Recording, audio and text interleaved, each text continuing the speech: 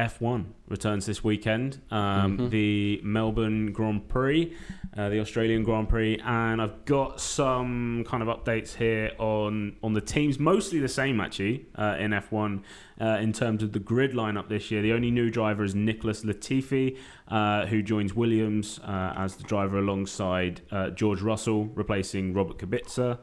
Hamilton, Bottas still at Mercedes, Vettel, Leclerc, Ferrari, and Albon, Verstappen with Red Bull. Returning, we also have Esteban Ocon, who's going to be driving at Renault alongside Daniel Ricciardo this year. But moving on from the drivers themselves, I just want to look at Lewis Hamilton this year and the records that he's potentially going to break this year, if he has another fantastic year. So this is going to be a long list basically reeling off here. But so he'll move into second this season for most races with a single constructor. So he'd have to start 13 races with Mercedes to go to that. I mean, it's not overly impressive, but he already leads most races with a single engine supplier, because obviously he was McLaren, Mercedes, and now actual Mercedes. He is 7 wins behind Michael Schumacher to have the most wins of all time in F1. He's never won more than 11 races in a season, which is quite interesting, and he's never had more than 5 consecutive wins. So I'd think he'll be going for those this season. If he wins in either Canada or Hungary, he'll join Schumacher for the most wins of one Grand Prix, which is 8. So he's got 7 at both of those GPs so far. If he gets pole this weekend in Melbourne, he'll have the most pole positions at the same Grand Prix, which again, incredibly impressive. He needs 5 podiums to go top of podiums all time. He's also set this season to go top of races finished in the points, most laps led of all time, and the longest distance led. And of course, if he does win the championship, sorry Greg to be boring you on this one. No. If he does win the championship, he'll join Schumacher up there with 7 world championships. Now, he's not done at all. Like, it's not like this guy is at the end of his career. He's still very much in it. He feels like he's been 25 for the last 10 years. No, he's definitely coming up to his late 30s. Nah, he's not late 30s. No, coming up to almost like 30. When I say late 30s, what do we call late 30s? 35? Pick a number. 35, yeah? Yeah. That's mid-30s. What are you saying? What? What was he, 35? He's 35. Yeah. That's mid-30s. That's not late 30s. Well, he's approaching it. He's got 1 year before he hits 36. That's late 30s. Semantics, I'll take it. You're all right there. Wait, how old is he? January birthday, he's 35 now. 35. So a month or 2 ago, we wouldn't have accepted your statement. But unfortunately, my statement is accepted. So he's 35, and basically he's set to go to the top of so many records this season already. And I think the GOAT. I think so. I do think so. It's interesting because we have to go back to BTF 21, but you weren't convinced. We had a chat and you were like, I know. What ages do race drivers retire at? It depends. There's that Spanish one that's still he's like 58. I think if they're in it, I think if they stay in, if they stay in the zone and they train hard and they're dedicated, then late 30s, like maybe 37, 38. People like Barrichello, Felipe Massa, they all went on quite well, but I don't know, to stay at the top for so long, I think that's the thing that convinces me. Like you say, I wasn't sure, and to stick on, I don't want to spend too much time on F1, but the thing is, he has done it in the best car, and that was my point before, is that, can you call him the GOAT when he's in the best car? But then also, he's overtaking Michael Schumacher in everything, and it just happens that the Ferrari was brilliant when Schumacher was in that. And the other guy that's up there with all the records is Sebastian Vettel, who also was in a dominating Red Bull back then. So, but the one point I think with the car side of things this season is that Mercedes have this new thing called DAS, which is dual axis steering. So basically, as well as going left to right with the steering wheel, you can go forwards and backwards which adjusts the. My car can do Can't that. remember. It's not meant to.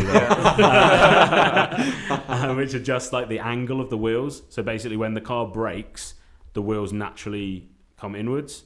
The driver can basically choose to.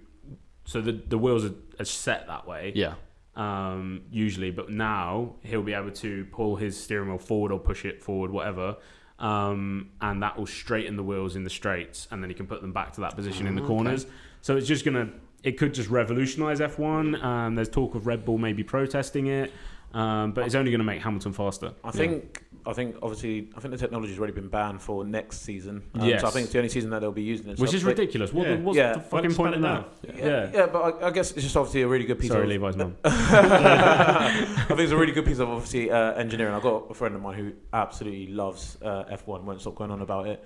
And he was talking about how essentially the car will be just that little bit closer to the ground, so it would be able to take the corners like at just that slightly quicker, almost shaving off temps. But in the scheme of F1, those temps in certain sectors in the grand scheme of the race, they do count. So qualifying. Should we be commending Mercedes for an absolute potentially innovative engineering? What's the reason for the ban for next season? I'm not actually 100% clear cut on what the actual reason for it is, but they just came out and said they won't be used next season, potentially because of Red Bull's protest, suggesting that it gives them an unfair advantage. But I'm not 100% sure on those, but so Hamilton basically is set to just go to I think once you're at the top of every record, can you not be the GOAT? He's the GOAT. Yeah, but he'll probably be faced with that argument: is do you want to reach the top and then stop, or do you want to reach the top and then put your own almost legacy on it? And 100% he's going to do that. He'll stick around. He'll stick around. Guy, He'll beat the records and he'll do some more as well. Yeah. I think to bring it down a little bit, I think the Schumacher situation maybe could be a bit of a cloud over that. In that, 100%. You know, if he was still racing, where would he be at the moment, and that kind of thing.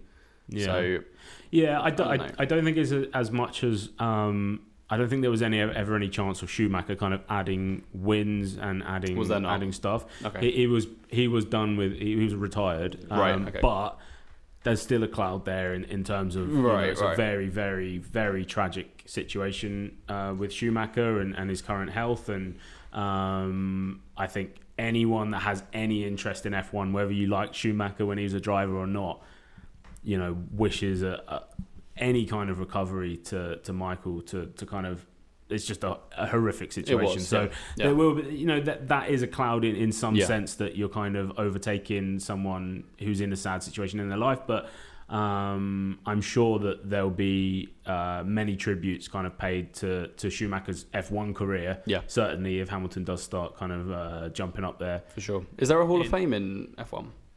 I don't think so. Yeah, but so. I mean, if there was, it would be Senna, Schumacher, Prost, Hamilton, pretty much now. Jackie Stewart, maybe. Sessions. Yeah, Taplow winner. Who's the two racers that they made a film on as well? Lightning McQueen Frost and Nixon, I think. No, that was a Cars joke. Disney joke. That went straight over my head. I haven't really watched It Cars. was James. It's really annoying. Blonde guy. The movie's quite good as well. Played by Hemsworth. Yeah. Rush. Rush is the film. Yeah. Do you want me to have a look? Yeah. He was like I think that was 70s. Niki Lauda was the driver, the German. James Hunt and Niki Lauda. James Hunt. Yeah. I don't Good know. film. I don't know why, but Directed by Ron Howard. Yes, it is. From Happy Days. Right. Happy if Days. we're going to follow that story, if that's anything to go by, maybe the early inductees as well, potentially. Yeah, I would imagine so. I think James Hunt had quite a short career, but yeah, he was a very, very exciting race driver. And on the subject of F1 films, have you seen Senna? I haven't. Oh, mate, that is a stunning documentary and just a brilliant piece of cinema. So if you get a chance to watch that, please do. Any final points, John, to add on whether Hamilton's the GOAT? No, for me, he's the GOAT. And he'll just cement that this season. I think he'll continue to win.